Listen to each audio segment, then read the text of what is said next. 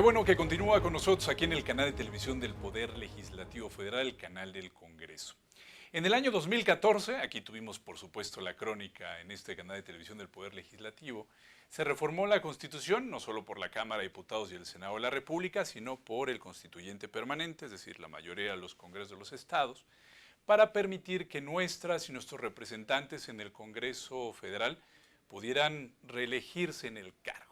Bueno, ¿y qué significa esto? ¿Por qué reelegirse? Bueno, el espíritu del legislador, como decimos en derecho, tiene que ver con la posibilidad de que nuestras y nuestros representantes en el Poder Legislativo puedan especializarse. Imagínese usted, ¿no? Solamente se es diputada o diputado federal 3 años, y en esos 3 años es un periodo corto de tiempo para poder ejercer la función legislativa de manera óptima. Y es por eso que en ese debate del año 2014, aquí como le digo se lo platicamos, se decidió a nivel nacional dar la posibilidad de reelección a nuestras y nuestros diputados, pero también a los senadores. Bueno, ¿quién mejor nos puede explicar esto que uno de los representantes del Poder Legislativo, consejero del Poder Legislativo en el Consejo General del INE?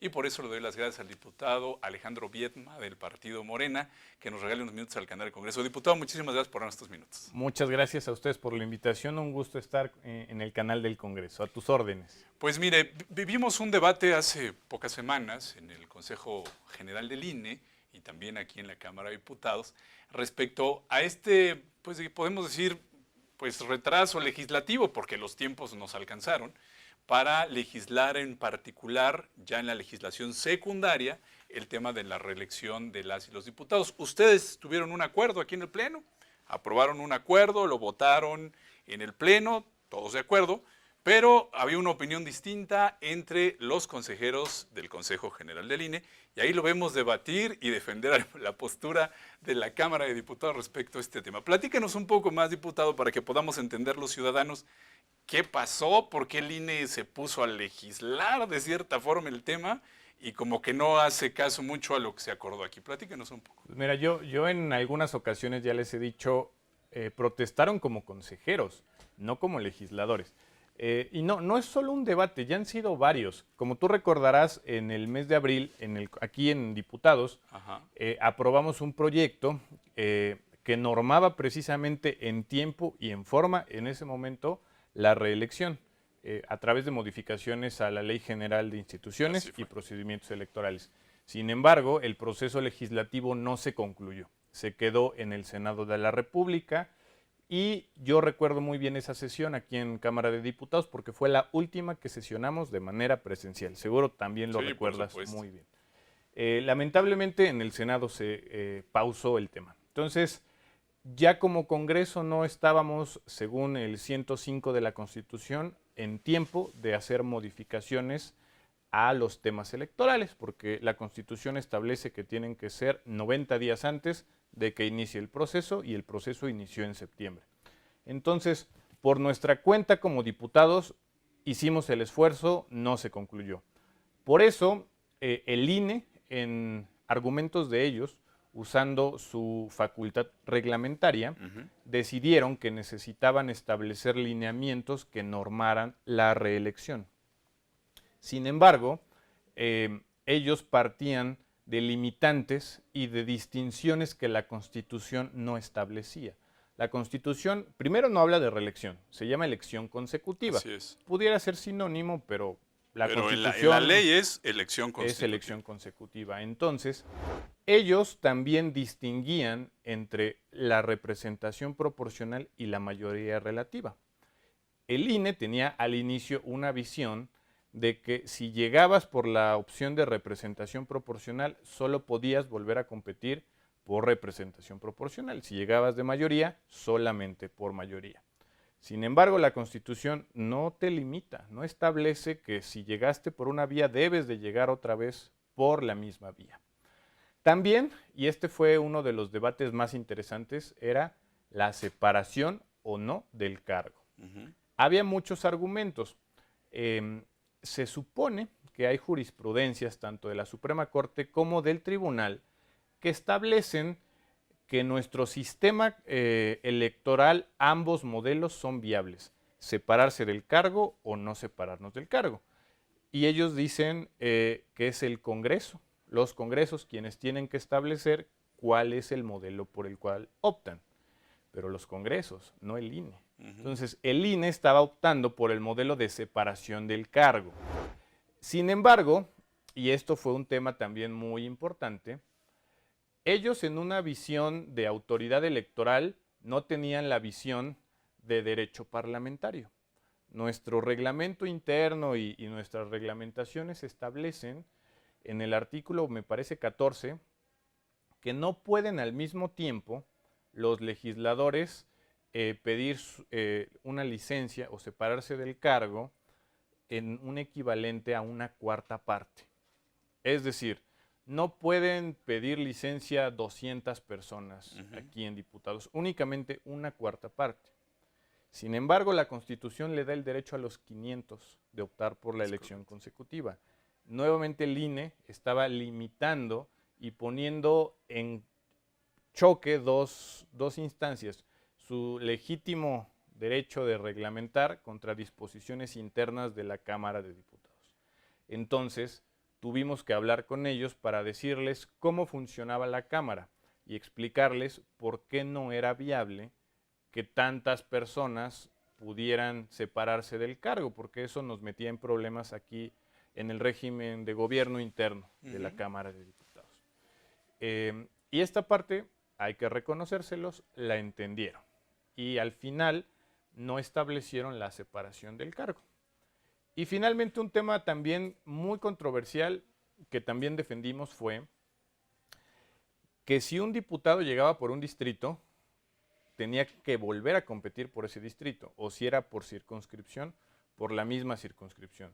Ellos sostuvieron hasta el final y eso quedó en que tenías que ser mismo distrito, mismo circunscripción.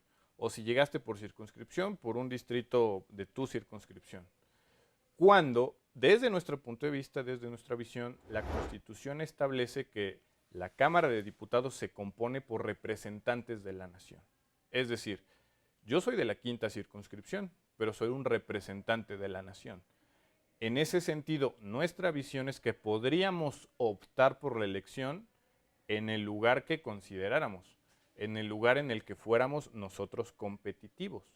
Porque lógicamente uno no va a ir a competir en donde no lo conocen ni en tu casa. Así es. Uno va a ir a competir donde tiene las mejores posibilidades. El INE limitó esta posibilidad. ¿Y por qué digo limitó? Porque no tomaron en cuenta algunas consideraciones, como que somos representantes de la nación, o como distritos o municipios grandes que tienen distritos, más de un distrito. Ecatepec en el Estado de México, Naucalpan, Tlalnepantla, que comparten. Entonces, se limitó el derecho, con estos lineamientos aprobados por el INE, de los diputados a que forzosamente tiene que ser por ese distrito. Por ahí algunos otros representantes también hablaban de las zonas conurbadas, donde son, o por ejemplo aquí el Valle de México, donde tenemos municipios muy pegados y donde te separa de repente una avenida. Y es muy complicado a veces para la ciudadanía que sepa que el diputado es de tal distrito o que el diputado es del otro distrito. Entonces, nosotros defendimos hasta el final esta visión. Lamentablemente el INE este último punto no lo consideró. Entonces, ¿cuál fue a grandes rasgos el debate? Que el INE permitiera por primera vez el correcto ejercicio del derecho constitucional de los legisladores a la elección consecutiva, que no lo limitara. Porque, insisto, al inicio tenían planteamientos que limitaban bastante este derecho. Al final, más o menos pudimos sacar algunas cosas, sin embargo, todavía quedaron algunas y están impugnadas en el Tribunal Electoral, que como sabemos, al final tendrá pues la última palabra en este tema. Algo que es importante destacar a la audiencia que nos sigue, bueno, el canal del Congreso siempre se los platicamos, pero ahora con esta charla que es importante, cuando nosotros vamos a la urna y votamos, estamos votando directa e indirectamente. Claro. Directamente por nuestro distrito, indirectamente le estamos dando el voto al partido o a la coalición, ¿no?, por la cual estamos sufragando en la papeleta. Y por ahí va mi segunda pregunta. También discutieron esto de las coaliciones y los legisladores que llegaron por una fórmula de coalición. ¿En qué consistió este debate, diputado, y qué fue lo que ocurrió? Primero me quiero referir a lo que tú primero mencionaste. Ajá. Hay un siempre allá afuera con la gente se malentiende los famosos pluris. Así es. ¿Por qué? Pues por quizá malos ejercicios de algunos y por algunos partidos también que optaron por darle los espacios a sus cúpulas. Y se piensa que por los pluris nadie vota, que por los pluris no hacen nada y que son lo peor. Entonces, tienen mala fama. Es una realidad. Si de por sí los diputados tienen mala fama, los pluris todavía peor. Entonces, hay un consejero que es un consejero que tiene una visión muy distinta, es de los nuevos. Ajá. Él siempre está defendiendo Ukip primero. Espada Sancona, que fue diputado federal, tiene el contexto de todo esto. Entiende perfectamente y defiende siempre que también por los pluris se vota. Así es. Que es una especie de elección indirecta, pero que vienen en la boleta. Ajá. Y hace un par de sesiones, unos 2 meses más o menos, él incluso planteaba como posibilidad, para estudiarlo más adelante, que hubiera una boleta específica para los pluris, para que la gente también sepa y pueda ver que cuando está cruzando también su voto está votando por ellos. Digo, esa es una nimiedad. En el caso de las coaliciones, la Constitución establece que en el caso de la coalición Juntos Haremos Historia, que alguien puede competir, que llegó por el PT, puede competir por Morena, o si llegó por Morena, puede competir por el PT, porque fue parte de una coalición. Entonces, en este sentido, la única limitante o restricción es que si yo llegué por Morena y ahora quisiera competir por otro partido distinto a la coalición, me tuve que haber separado a la mitad de mi periodo, para lo cual tendría que demostrar con documentos que renuncié ya sea al grupo parlamentario o a mi militancia, justo o más o menos a la mitad del periodo legislativo, para poder optar ahora sí por la elección a través de otro instituto político. A mí me llama la atención esto porque, bueno, hablando como ciudadano, pues me llamaría mucho la atención que si yo le di en democracia representativa mi confianza a mi diputado, me va a pedir licencia porque va a hacer campaña. Digo, es un debate que se debe de dar porque el ciudadano está delegando y aparte, pues el diputado tiene que trabajar por su distrito y si un día pide licencia, bueno, está la duda ciudadana de entonces cómo funciona la democracia. En ese sentido, ¿qué nos puede decir, diputado? Separarse del cargo, ¿qué implica para ustedes como legisladores? Si yo pido licencia como diputado, como senador, ¿me desligo de esa confianza ciudadana que me dieron al votar conmigo o qué es lo que ocurre? Primero recordemos que todos los diputados son propietarios y existe un suplente. Entonces, cuando alguien se separa del cargo, entra el suplente para precisamente en términos de representación que el distrito no se quede sin una representación y me parece correcto. Sin embargo, existen casos en donde el propietario ya se separó y entró el suplente.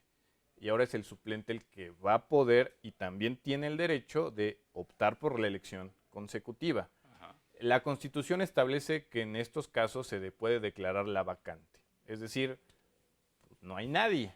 Y dependiendo en qué momento se da la vacante, puedes llamar o no a elecciones para cubrir esta vacante. Como estamos al final de la legislatura, si se da esa vacante, pues quedaría así, vacía. Ajá. Entonces, es un tema muy, muy interesante porque además es la primera vez que vamos a ver todo tipo de situaciones.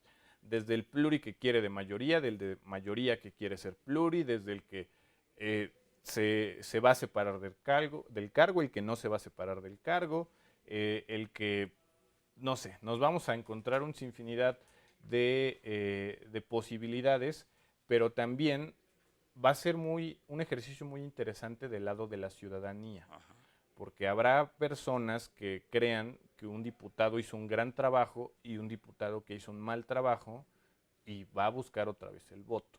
Precisamente el espíritu de la reforma en ese momento pues era que la ciudadanía tuviera la posibilidad de evaluar. Este argumento era uno de los que el INE usó para decir, y en parte del debate es muy enriquecedor, que si el espíritu de la reforma era que el ciudadano evaluara a su diputado, entonces ¿cómo era posible que te fueras a otro distrito? Es decir, entonces, ¿qué es lo que iba a evaluar el ciudadano? pero también hay que decirlo, no todos van a buscar la reelección. Y lo más importante, la reelección no es en automático. Tú dices, yo me quiero reelegir, no es que ya vayas a la boleta. Tienes que pasar por el proceso interno que los estatutos de tu partido y tu partido definan en el método de selección de candidaturas. Puede que vuelvas a hacer o puede que quieras y no te la den. ¿Por qué? Pues por temas del partido. Desde género, desde que no hiciste un buen trabajo, desde lo que sea. Hay que decirlo muy claramente. Solo tenemos el derecho de buscarla, no de llegar, no de ser. Ese es aparte. Y hay un tema también que estuvo en este debate que nos platica en el Consejo General y que está en lo que ustedes aprobaron aquí en el Salón de Sesiones, las prerrogativas que tienen los diputados. Sabemos todos los ciudadanos que hay algunos diputados que tienen pues casas de atención ciudadana en los distritos y también pues que necesitan recursos para poder hacer trabajo de gestoría. Cuando nos acercamos a ustedes porque tenemos un problema en la colonia, en la calle, en el barrio, nos tenemos que acercar a ustedes y ustedes necesitan recursos para poder pues hacer las cartas y hacer las gestiones para que solucionen el problema de sus representados. ¿Hay desconfianza en el INE de que vaya a haber desigualdad porque ustedes están haciendo este trabajo de gestoría y entonces se va a interpretar como que esa gestoría es campaña? ¿Cómo se dio este asunto? Sí, totalmente. Quisiera poner en contexto algo que no pasó. El INE en las primeras versiones de los lineamientos tenía redacciones que obligaban al diputado a dejar de percibir todo tipo de apoyos que no fueran esencialmente legislativos. Es decir, el INE estaba, lo voy a decir así, atreviéndose a decir que aquí nos daban apoyos que no eran legislativos. Entonces, era una especie de calificar y meterse ya con la vida interna de la Cámara de Diputados. Entonces, definitivamente ganamos también ese debate y se eliminó el tema de los apoyos en los lineamientos. ¿Qué es lo que sí va a suceder? En la carta de intención que los diputados deben presentarle al INE antes del 22 de diciembre, tienes que decir la dirección de tu casa de enlace o tu oficina de gestión y las personas que están trabajando contigo. ¿Por qué? Porque no podrías y no deberías usar tu casa o tu oficina de enlace, tu casa de gestión como casa de campaña. Esa es una de las principales preocupaciones que el INE tenía, que mencionabas, cómo garantizar la equidad en la contienda con diputados federales en funciones ahí afuera. Entonces, me parece que el INE tenga esta información va a ser importante para que pueda estar vigilando y también que sepa quiénes son los asesores para que pueda verificar si están o no en horarios laborales haciendo campaña o haciendo mal uso de recursos públicos. Creo que en este sentido, con estas medidas, abona a que el INE tenga toda la información y además el INE y Cámara, o sobre todo Cámara, tienen la mejor disposición de todo lo que el INE le pida de la información de nosotros, desde nuestras comprobaciones, lo que nos dan, en qué nos lo gastamos. Cámara tiene toda la intención de darle al INE la información que nos requiera. Entonces creo que este ejercicio de transparencia va a ser muy importante. ¿En qué legislatura cree que puede acabar el Senado este tema que tiene pendiente, diputado? Pues mira, ¿Qué información tienen ustedes? ¿Cómo va el tema ahí en la colegislatura? No tenemos esa información. Yo esperaría y también... Porque ya les va a tocar a ellos en otros 4 años. En palabras del INE, pues que la siguiente legislatura en lo inmediato lo puedan hacer, porque la idea sería que estos lineamientos que aprobó el INE sea la única vez que se utilicen, porque para la siguiente ya tendría que haber una reglamentación muy específica sobre el tema. ¿Para qué? Pues para no conflictuarnos con el INE. Ellos dicen que no querían meterse en este tema, pero no les quedó de otra. No sé no me voy a meter a si tienen o no razón, claro. Pero lo ideal pues es que el proceso legislativo que no se concluyó debiera haberse concluido y esperemos próximamente el Senado lo pueda retomar. Y una última cosita que me parece importante, y también tú mencionaste al inicio y me agradó que lo mencionaras. El INE jamás de inicio quiso retomar ni nuestro ejercicio que aprobamos en abril, ni nuestras disposiciones internas aprobadas aquí en Cámara de Diputados. Ellos siempre trataron de ir en una visión muy restrictiva, que después de muchos jaloneos tuvieron que matizar un poco, porque todos los partidos estaban de acuerdo en que el INE estaba en un ejemplo más de un exceso de atribuciones y en un intento de legislar. Pero mira, yo no hablo del INE en general, tal vez de algunos consejeros. Parte del Consejo General. Parte, ¿no? Sí, no son todos. Hay consejeros que tienen su visión muy particular. Nuevamente el caso del consejero Utquip, que él ha defendido mucho, pues que no son legisladores y que no tendrían por qué estar metiéndose. Y con conocimiento de causa, porque él fue diputado federal. Él entiende muy bien estos temas. Y también fue un ejercicio muy interesante de explicarle a algunos y algunas consejeras un poco del funcionamiento interno, porque ellos partían de lo que consideraban, pero había mucha información que no tenían. Pero esa información se les fue dando a través de reuniones con la presidenta de la mesa directiva, con la Jucopo, para ir despejando dudas y para que se pudieran ir acomodando algunas cosas de mejor manera. Diputado, aprovechando que lo tenemos aquí y siendo usted secretario de la Comisión de Juventud y Diversidad Sexual de esta legislatura, a ver, platíquenos de esta reforma constitucional. Ya estuvo aquí la presidenta de la comisión, ya medio entendimos cómo estuvo el asunto, pero ¿cuál es la trascendencia de que las y los jóvenes mexicanos estén ahora en la Carta Magna a nivel constitucional? Esta reforma que lograron ustedes después de 15 años, 20 años, ya no sé ni cuántos, que estuvo a debate este tema de los jóvenes y la Constitución. Un hecho histórico que desde mi particular punto de vista no se ha dimensionado en su verdadero alcance que va a tener. Platícanos usted. Tienes razón, creo que no se ha dimensionado. En 1999 se creó el INJUVE. Ajá. En 2009 se presentó la primera iniciativa en Cámara de Diputados para la creación de una ley general de las personas jóvenes. Por más de 10 años se intentó lo que hicimos hace unos meses. ¿Cuál es la trascendencia? Primero, según datos del INEGI de 2018, en este país somos 30.7 millones de mexicanos. Datos de 2018, más lo que se acumuló. Es decir, una cuarta parte de la población en este país somos jóvenes. Según datos del INE, más del 64% de la población que definió la pasada elección fueron jóvenes, entre 18 y 24 años. Es decir, primero es un reconocimiento a la importancia y el papel que desempeña un sector poblacional muy específico. Un grupo, algunos están de acuerdo, algunos no, en que es un grupo vulnerado. No quiero polemizar si lo es o no, pero es un grupo poblacional que enfrenta muchas dificultades, así como las mujeres, las personas indígenas, las personas con discapacidad, que también están reconocidas en la Constitución y que también tienen leyes específicas. ¿Por qué? Porque su condición de vulnerabilidad requiere que haya una ley que ayude a emparejar el piso. Nosotros también. ¿Cuál es la importancia? Que los 3 niveles de gobierno, a través de una ley general, puedan trabajar en el diseño de políticas públicas con perspectiva de juventud. ¿Qué es esto? A mí me gusta poner un ejemplo. Jóvenes construyendo el futuro es una política pública del gobierno federal para atacar un sector, un proyecto y una problemática de un sector específico, que es la falta de oportunidades para las personas jóvenes. ¿Por qué? Porque cuando eres joven no tienes trabajo porque no tienes experiencia. Y no tienes experiencia porque nadie te da esa primera oportunidad.